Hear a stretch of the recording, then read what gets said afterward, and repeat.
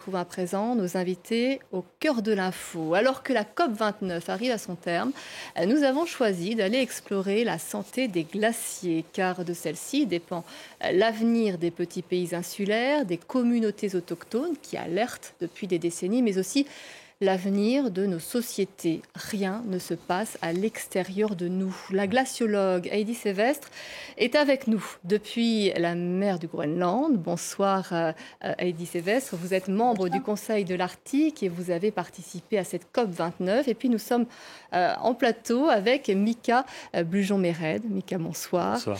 Vous êtes spécialiste des pôles et des Outre-mer, enseignant à Sciences Po. Merci à tous les deux d'avoir répondu à notre invitation. Je me dirige vers vous, Heidi, tout d'abord. Avant de retrouver vos glaciers, vous êtes allé porter la parole des scientifiques à Bakou. Quel écho a-t-elle rencontré ? C'est dur, hein. Ça a été vraiment une des COP les plus difficiles auxquelles j'ai pu participer. C'était ma 6e COP et on a essayé à notre niveau de partager cette parole scientifique, les tout derniers messages des glaces de l'Arctique et d'expliquer qu'on ne peut pas négocier avec les glaces des régions polaires. Si on ne réduit pas nos émissions de gaz à effet de serre, vraiment, on va se prendre un mur extrêmement violent. Je vous avoue que ça a été très difficile de partager cette parole scientifique. Certes, on a rencontré quelques pays et quelques délégations, mais là, on voit que les négociations sont complètement dans une impasse et je ne suis pas sûre que dans les salles de négociation à la COP29, on ait bien réalisé de ce dont on est en train de parler aujourd'hui. Oui, Mika, avec cette COP dédiée aux finances, c'est vrai que le message était difficile à faire passer. Le message était plus que difficile, c'est-à-dire que fondamentalement, la plupart des acteurs qui sont là autour de la table sont complètement dans une autre dynamique par rapport à celle de la COP28 de Dubaï de l'année dernière. L'année dernière, le principal enjeu, c'était déjà pas dingue. Mais au moins dans cet enjeu-là, on avait des pays riches, et l'Union européenne au premier chef, qui essayaient de pousser pour qu'il y ait des langages, du verbiage qui soient forts, c'est-à-dire sur la valeur de l'atténuation. Dire, il faut sortir des énergies fossiles, il faut transitionner en dehors des énergies fossiles. Le vocable final qui a été retenu. Ça, c'était fort et c'était l'année dernière. Mais depuis, on savait que cette année, ça allait être la COP du financement. Et là, on parle vraiment dur, c'est-à-dire qui est prêt à vraiment financer cette augmentation de l'intensité du vocabulaire utilisé pour l'atténuation. Et bien, ce qu'on voit, c'est que les pays riches qui avaient poussé l'année dernière pour un vocable plus élevé, aujourd'hui, ne sont pas à la hauteur du rendez-vous. Quand il s'agit de poser des actes. Heidi, pourquoi est-ce que le futur de la planète se joue-t-il en Arctique, où vous vous trouvez tous les deux? C'est votre dada, c'est votre tropisme. Oui, je suis très heureuse que Mika soit là aussi ce soir. C'est vrai qu'on se rend compte que, par exemple, le Groenland, qui est juste à côté de là où je suis, le Groenland contient 6 à 7 mètres d'élévation du niveau des mers aujourd'hui. Et pour vous donner une petite idée, le Groenland réagit tellement vite au changement climatique qu'il perd environ 30 millions de tonnes de glace toutes les heures. Donc, plus le Groenland se réchauffe, plus le Groenland fond, plus c'est la hausse du niveau des mers. Il n'y a pas besoin de parler forcément que du Bangladesh ou des Pays-Bas. La France est directement sur la ligne de front de l'élévation du niveau des mers. Ce qu'on remarque aussi, c'est que ici dans l'Arctique, nous sommes avant tout un océan. Et sur cet océan, il y a de la banquise présente de façon permanente qui malheureusement, elle aussi, se réduit à peu de choses à cause du changement climatique. Si on perd cette banquise, chez nous en France, ce que l'on ressent, c'est une météo contrariée qui peut être beaucoup plus violente, des événements météorologiques extrêmes comme ceux qu'on a vus en Espagne par exemple. Donc finalement, l'Arctique est beaucoup plus proche de nous qu'on le pense. Oui, et c'est vrai que Mika, c'est ce qu'on a du mal à comprendre dans cette passivité de cette conférence sur le climat. C'est vrai qu'il suffit de sortir de chez nous, on voit tout de suite l'impact sur le climat. Et donc, c'est pas seulement la montée des eaux. Ça, il faut qu'on en parle aussi parce que les petits pays insulaires sont impactés. Mais il y a aussi cette météo qui, du coup, a des conséquences directement. On l'a vu avec l'Espagne. Là, il y a eu une tempête récemment. Et c'est pas que de saison.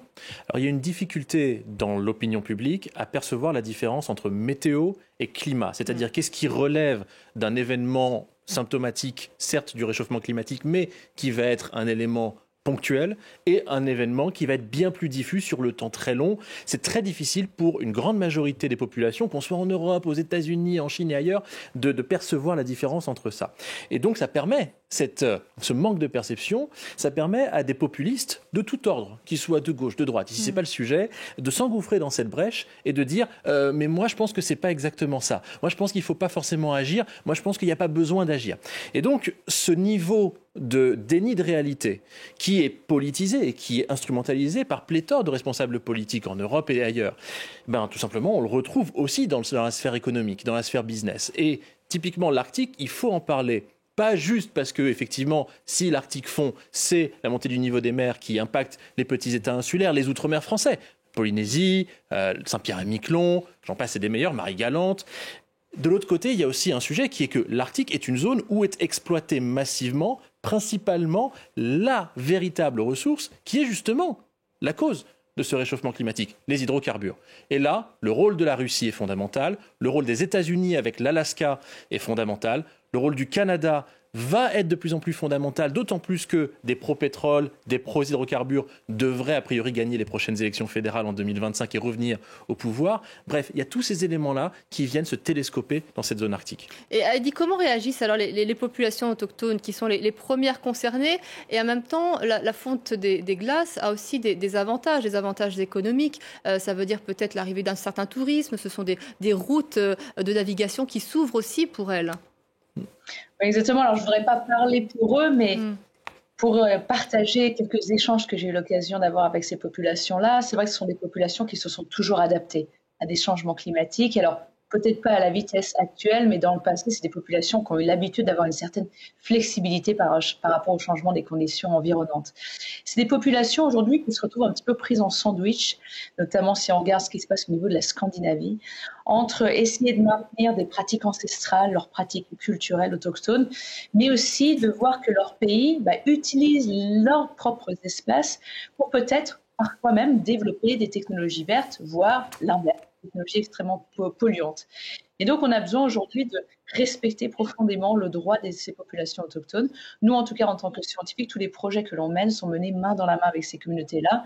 Et là, quelque chose qui est en train d'arriver très vite, qui est un sujet à prendre extrêmement au sérieux, c'est la géo-ingénierie. Donc, c'est par exemple utiliser des technologies pour essayer de refroidir l'Arctique, pour bloquer une partie du rayonnement solaire, pour artificiellement réépaissir la banquise. Et heureusement, on a la chance d'avoir des communautés autochtones qui sont vraiment sur le coup, qui suivent ça de très très près et qui nous aident, nous les scientifiques, à mener des rapports, excusez-moi, j'ai que des mots en anglais qui me viennent en tête, mais pour pouvoir justement juger de l'impact que ces technologies pourraient avoir sur les écosystèmes. Et oui, parce qu'elle vous rappelle qu'il ne faut pas perdre la connexion, le lien avec le vivant, c'est essentiel, sinon on part n'importe où. C'est exactement ça, et c'est vrai que la géo-ingénierie, je pense, ne comprend pas comment un écosystème fonctionne, ne comprend pas que c'est pas en déployant 100 000 pompes sur la banquise de l'Arctique chaque année, ce qui est un projet aujourd'hui d'une start-up néerlandaise. C'est pas en faisant ça qu'on va aider véritablement les écosystèmes polaires, notamment l'écosystème arctique. Donc vous avez complètement raison, il faut garder ces connaissances ancestrales, il faut avoir une vision holistique de ces écosystèmes, et tant qu'on n'oublie pas le vivant, je pense qu'on y arrivera. Le cas du Groenland là-dessus est absolument fondamental et vient télescoper des enjeux géopolitiques majeurs. Je pense que tout le monde a entendu parler en 2019, quand Donald Trump était président des États-Unis, cette volonté qu'il avait de racheter le Groenland. À l'époque, ce n'était pas qu'un enjeu géostratégique par rapport à la Russie, la Chine, c'était aussi par rapport à l'enjeu des ressources naturelles qui se trouvent au Groenland. Ici, il faut faire un petit retour en arrière. Revenons en 2009. En 2009, les Groenlandais obtiennent de la part du Danemark la capacité de gérer en propre eux-mêmes leurs ressources naturelles.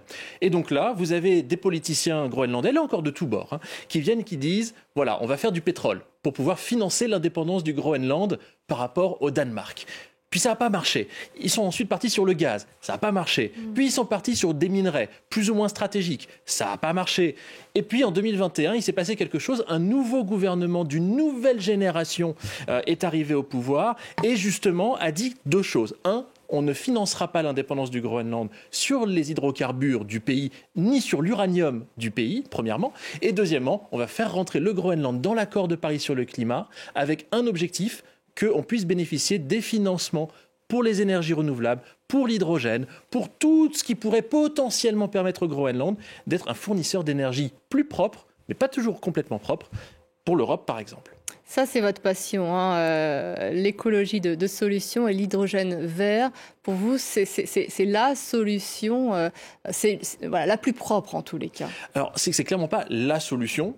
Très clairement, mais ce qui est intéressant avec l'hydrogène, c'est que, et des rapports du GIEC le démontrent, etc., c'est pas juste moi qui pense ça dans mon coin, vous avez un sujet qui est clé, c'est qu'on ne pourra pas arriver à la neutralité carbone à l'échelle mondiale d'un point de vue énergétique, mais également d'un point de vue industriel, et on ne pourra pas non plus aller plus loin que la neutralité carbone carbone, c'est-à-dire arriver dans un monde qui est capable de se régénérer d'un point de vue du climat sans au moins une dose significative d'hydrogène. De quoi on parle ici? On parle d'un besoin pour ce qui est des énergies renouvelables, des mesures d'efficacité énergétique, de l'hydrogène, etc. Si on prend tout ça dans un même chapeau, l'Agence internationale de l'énergie estime qu'il faudrait un investissement mondial de l'ordre de 4 000 milliards de dollars américains par an pour pouvoir atteindre ces objectifs. On peut dire que c'est vertigineux. Donc c'est vertigineux et c'était l'objectif de la COP29. Là, à Bakou, l'objectif c'était d'arriver à se mettre d'accord sur la base de ce qui avait été fait à Dubaï l'année dernière pour seulement, entre guillemets, 1 000 milliards de dollars par an de financement et de transfert des pays riches aux pays les plus pauvres. Et ça, on n'y est pas du tout et il y a un refus. Ce qui est très intéressant, et je conclurai là-dessus, c'est que la présidence azerbaïdjanaise, donc un pays dont 92% des exportations sont basées sur les hydrocarbures, a poussé un chiffre le dernier jour des négociations, un peu plus tôt dans la journée aujourd'hui. Allez, 250 milliards de dollars US, c'est qu'un quart de l'objectif. Les États-Unis s'en félicitent, des pays producteurs d'hydrocarbures s'en félicitent. Évidemment, on est loin du compte. Heidi, coopérer avec la nature, selon ce que vous observez, c'est le seul moyen de survivre aujourd'hui? Mais évidemment, je pense que cette nature nous rend énormément de services. J'ai passé la journée à donner des cours à des étudiants et à leur demander, à votre avis, pourquoi c'est important les glaciers? Pourquoi c'est important la banquise? Et finalement, tout ce que l'on fait au quotidien est connecté à la santé de ces écosystèmes. La nature nous aide énormément aujourd'hui, avec notamment ces puits de carbone, l'océan glacial arctique où je suis, ces eaux froides, ça fait partie des meilleurs puits de carbone que l'on a sur Terre. On a la chance de les avoir, ils marchent très bien, gratuitement toute l'année. L'océan dissout une partie du CO2 que nous émettons, mais malheureusement aujourd'hui, ce qui se passe, c'est plus les températures augmentent, plus nous utilisons des énergies fossiles, plus nous poussons cette nature dans ses retranchements. Donc non seulement il faut tout faire pour continuer à la protéger, continuer à la conserver et continuer à faire en sorte que les équilibres naturels fonctionnent. Et ça nous le rendra largement mieux. Il y a un dernier point que j'avais envie d'évoquer avec tous les deux. On recevait dimanche dernier Bill François, biophysicien, qui nous alertait sur l'amnésie environnementale et il nous disait plus généralement l'humanité oublie l'état de la nature au fil des générations. Et c'est là le danger aujourd'hui, en fait, de se résigner, Mika. La seule chose qui fonctionne, ce sont les solutions fondées sur la nature. La géo-ingénierie ne répond pas à cela. C'est inorganique. C'est inorganique, vous le dites très bien. Et ce qui est fascinant, c'est de voir comment, moi j'irai plus loin, c'est pas qu'une question d'amnésie environnementale, c'est un cynisme environnemental. Les mêmes qui vous disent il faut venir faire des industries vertes dans mon pays parce que vous vous rendez compte, je peux faire des énergies renouvelables à bas coût, je peux faire de l'hydrogène vert à bas coût parce que j'ai beaucoup de soleil, j'ai beaucoup de vent, etc. Les mêmes sont évidemment ceux qui bénéficient le plus d'exploitation des hydrocarbures et qui bloquent justement les financements d'aujourd'hui à la COP29 dont on parle. De la même manière, chez nous, en Europe, on a le même cynisme avec des acteurs qui disent il faut donner des moyens, il faut investir, et qui, quand on leur demande est-ce que vous êtes prêts à mettre les 1 000 milliards ah ben non, mais vous comprenez, on est endetté, on est trop endetté, on ne peut pas mettre l'argent public, il faudrait que le privé contribue. Très bien. Quel privé? Vous êtes prêts à mettre des taxes sur l'aviation, sur les hydrocarbures, donner un juste prix aux hydrocarbures? Non. Bon, ben voilà, on se retrouve bloqué. Moi, c'est du cynisme plus que de l'amnésie. Heidi, l'amnésie environnementale, est-ce qu'elle est palpable dans la région, là où vous trouvez Groenland et dans la région, ou est-ce qu'au contraire, il y a une tradition qui fait que surtout, on transmet ce qui fut pour ne pas l'oublier? C'est sûr que dans notre région, ici au Svalbard, je pense que j'aurais beaucoup de mal à trouver une personne qui doute de l'impact du changement climatique. Malheureusement, ici, le changement climatique se ressent très fortement. Ce petit archipel sur lequel je suis se réchauffe 7 fois plus vite que le reste de la planète. Donc aujourd'hui, ici, personne ne doute de l'importance non seulement de continuer à étudier ces écosystèmes, mais surtout, personne ici ne doute que lutter contre le changement climatique, c'est un investissement. Donc, si on veut parler finances, tant qu'on n'a pas compris ça, c'est clairement qu'on n'a rien compris. Heidi Sevestre et Mika Bujon-Meret, je vous remercie beaucoup d'être venus partager votre enthousiasme parce qu'on l'a entendu, il est force de transformation et donc tout est possible avec des personnes qui s'en donnent les moyens. Merci beaucoup d'avoir répondu à notre invitation. Merci. Il est 20h21.